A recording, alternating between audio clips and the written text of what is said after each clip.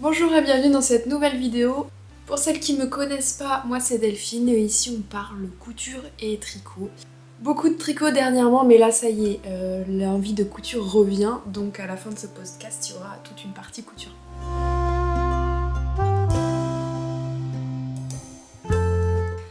Déjà je vous remercie beaucoup d'être toujours là, j'ai vu qu'on avait dépassé les 3000 abonnés. Bah voilà, c'est trop cool. Je suis contente que ça vous plaise toujours autant. Voilà, j'essaie de varier quand même les projets et tout, ça me fait plaisir et je suis contente aussi que ça vous fasse plaisir, voilà. J'aime bien vous partager mes petites aventures, donc voilà, on continue sur cette lancée. N'hésitez pas à vous abonner et à me laisser un petit commentaire si ça vous dit. Devinez qui a envie de manger toujours au moment où je veux tourner une vidéo? C'est Rio. Tu dis bonjour? Au lieu d'aller gratter le distributeur? Non? Tu veux pas dire bonjour? Bon, bref. Avant de commencer, on peut peut-être parler de ce que je porte. Donc c'est le Friday Tee de Petite Knit que j'ai tricoté en... C'est du mérino, ça doit être Sunday de Sandnes Garn. Il y a bien 2 ans de ça, attendez, c'était après le Covid. Oui, ça devait être automne 2021. Donc ça fait un peu plus de 2 ans. Et voilà, je le porte toujours autant. Il a très bien vieilli, il y a juste un peu feutré sous les aisselles là, mais bon, en même temps, vu que je le porte souvent avec un débardeur en dessous à la mi-saison, forcément s'il y a un peu de sueur, bah voilà, ça feutre. Mais sinon, très beau modèle, je l'aime toujours autant. Voilà, avec des petites rayures de toutes les couleurs et un point côte brisée. Voilà pour ce petit pull. Donc au niveau tricot, qu'est-ce que j'ai à vous présenter d'abord? Je vais d'abord vous présenter le cardigan gilet là, que j'avais commencé en fin d'année dernière et que j'ai enfin fini. Voilà, voici la bête. Regardez, oh, il est trop beau. Le nom du patron, je sais plus comment il s'appelle. Ah oui, c'est le cardigan numéro 8 de My Favorite Things Knitwear. Je vous l'ai déjà dit, mais bon, si jamais il y en a qui arrivent en cours de route, vous saurez. Voilà, donc c'est un cardigan plutôt simple avec épaules tombantes, des petits boutons, une patte de boutonnage. Et j'ai rajouté depuis la dernière fois les petites poches. J'avais carrément oublié qu'il y avait des poches dans ce patron. Et je trouve que ça finit bien la pièce quoi. Et j'ai fini la deuxième manche, je sais plus où j'en étais la dernière fois. Mais voilà, je l'ai fini, je l'ai bien porté. J'adore, il est très très chaud, il est confortable, il est assez long en longueur. Je l'ai pas fait trop long quand même. Je voulais pas que ce soit trop large, trop long, qu'on me voit plus là-dedans quoi. Donc voilà, très très contente. Après c'est sûr que ça pique un peu. Les laines que j'ai utilisées, c'est de la... J'ai mélangé, attendez, je dois avoir les restes ici. Ouais, je les ai ici. Donc c'est, je sais plus. Ah oui, de la Plotulopie de Istex, qui est cette laine non retordue. Donc j'ai tenu 2 brins de celle-ci, avec un brin de mohair et soie de chez Drops, couleur blanc, et ça c'est couleur... Je sais pas. C'est du gris clair. Voilà, donc ça me fait quand même un tissu assez dense et assez lourd, on voit vraiment pas à travers. Mais voilà, je trouve la couleur très très belle, je voulais quelque chose de gris clair comme ça. Je trouve que le résultat est assez réussi. Et donc il est très poilu ce gilet. Donc est-ce que vous allez pouvoir voir correctement? Ouais, vous voyez tous les petits poils là? C'est le mohair et aussi la laine non retordue qui fait ça après plusieurs... je l'ai lavé 2 fois. Et voilà, je l'ai quand même pas mal porté. Je l'ai porté au ski pas mal. Et au boulot, je l'ai porté peut-être une semaine d'affilée. Donc disons qu'il a eu 5 jours. Même ici aussi, hein, je l'ai porté pas mal de fois le soir où il faisait pas très chaud. Ouais, donc il a peut-être été porté, disons, 7-8 jours déjà. Et bah, je trouve qu'il n'y a pas de signe de vieillesse, disons. Donc voilà, je suis trop contente. Il est chaud, mais il est pas trop chaud. Donc ça c'est super aussi. J'ai pas l'impression de suer comme on peut avoir l'impression de suer dans des gilets qui sont synthétiques, quoi. Donc c'est vraiment très agréable, on sent que c'est une matière naturelle, quoi. Et je sais plus si je vous avais fait voir, mais derrière là, pour faire la forme des épaules, il y a une bande là de tricotée dans le biais, comme ça. J'adore. Est-ce que je vous le passe pour vous faire voir au-dessus de ça? Je peux. Bon, ce qui est pratique, c'est que les manches sont quand même assez larges. Même si j'ai revu le nombre de diminutions et à quelle cadence on diminue, pour que ça aille exactement à la taille de mes bras, et je voulais pas non plus que ce soit trop long. Donc voilà ce que ça donne. Voilà, petit gilet, bien cosy. Vous voyez la longueur des manches, bah moi je trouve que c'est parfait, ça vient juste au niveau du poignet là. Et si je veux, je peux tirer un peu dessus pour que ça aille un peu plus haut, mais j'ai pas vraiment besoin. Voilà, ça tombe bien, je trouve. Le col, il n'y a pas de problème. Les petites poches qui ne servent à rien, mais qui sont là quand même pour finir un peu la pièce. Et oui, les jolis boutons qui sont à peu près espacés de la même distance, pas vraiment.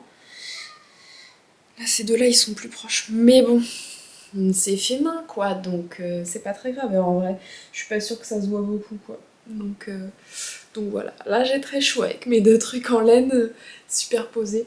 J'ai tellement aimé ce patron et aussi très bien expliqué et très facile à tricoter et on s'ennuie pas, que j'aimerais bien me le refaire dans une autre couleur.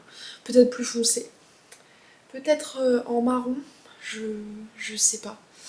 Je sais pas trop, et dans une laine qui pique peut-être un peu moins, même si là vous voyez j'ai quelque chose en dessous donc ça me pique pas du tout, quoi. Parfois je le mets vraiment avec un t-shirt manche courte et assez décolleté, et là bon, c'est sûr que ça me pique un peu, surtout quand je suis dans le canapé et que ça appuie sur mes bras et sur mon dos, là bon bah c'est sûr que ça pique un peu.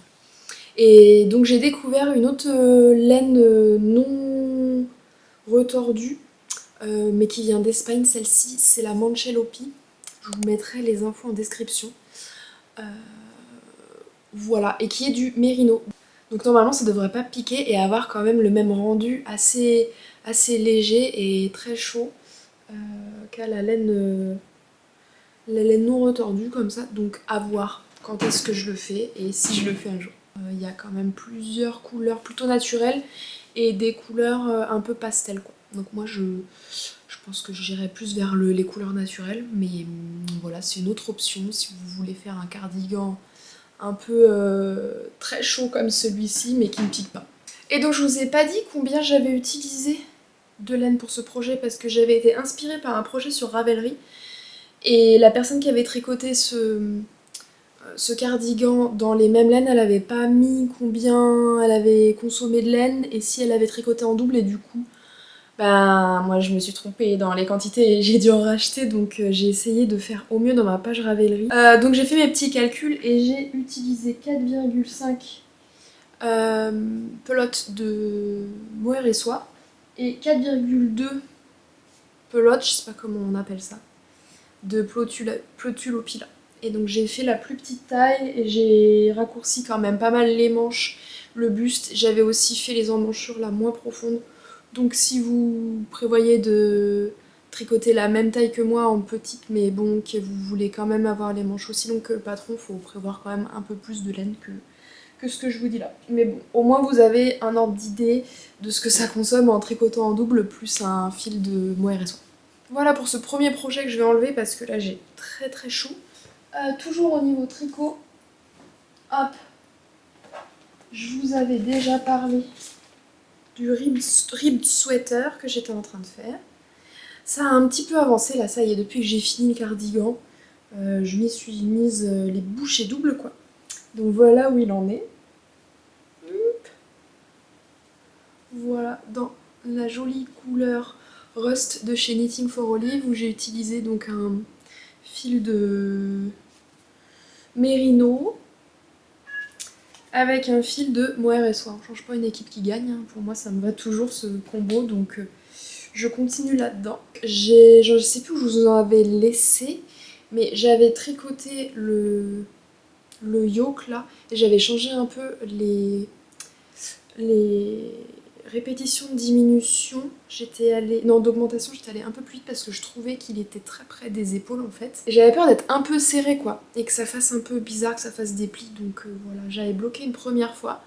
Et après j'avais fait plus d'augmentation pour les épaules. Et il y a pas longtemps, début de semaine, j'ai divisé pour les manches et le corps ici. Donc j'ai tricoté ça en une semaine, sachant que j'ai tricoté un peu le midi et un peu le soir. C'est quand même assez long ce projet. Mais voilà, maintenant que j'en suis au corps et aux manches, c'est plus trop prise de tête quoi. J'ai pu faire des calculs pour savoir si ça va m'aller ou pas. Donc ça devrait aller plutôt vite. Et donc c'est en côte brisée 2-2, je crois que ça s'appelle comme ça. Voilà, avec un joli raglan ici. Et pareil dans le dos. Hop. Voilà, on voit assez bien la démarcation. Je sais pas si vous allez la voir à la caméra, moi je l'ai bien vu tout à l'heure. Entre la partie bloquée et la partie non bloquée. Ouais, la partie bloquée en haut là, elle est bien lisse. Et là, ça fait vraiment bah, des petits bumps là, vous voyez. Hop, à partir de là, on voit que la laine, elle est encore toute recroquevillée à cause des côtes.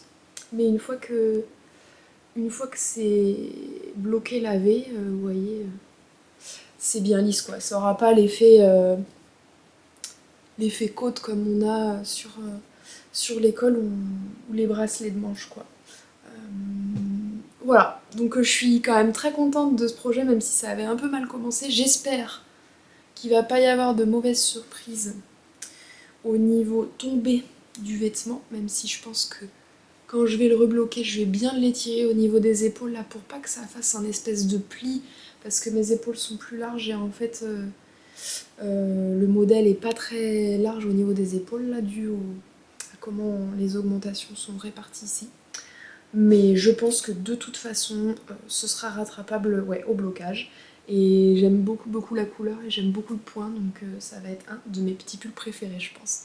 Bon après voilà, on est déjà mi-février, je suis pas sûre que j'arrive à le terminer dans le mois, enfin dans le mois qui arrive, donc jusqu'à mi-mars là, parce qu'il y a quand même encore beaucoup beaucoup de boulot. Donc peut-être qu'il y aura quelques journées fraîches en fin mars et début avril pour le porter, mais je suis vraiment pas sûre. Donc au pire ce sera une pièce pour l'automne prochain. Voilà, c'est tout pour la partie tricot. Au final, je pense que je vais vous faire 2 vidéos séparées parce que j'ai quand même pas mal parlé. Et voilà, comme ça pour ceux qui aiment le tricot, vous regarderez la vidéo tricot, et ceux qui préfèrent la couture, vous regarderez la vidéo couture parce que j'ai encore plein de trucs à vous partager. Et je me dis que bon, je préfère faire 2 vidéos, ça me fait quand même un peu moins de montage à faire d'un coup. Et voilà, ça vous permet de me retrouver un peu plus souvent. Tricotez bien et je vous dis à très vite. Salut!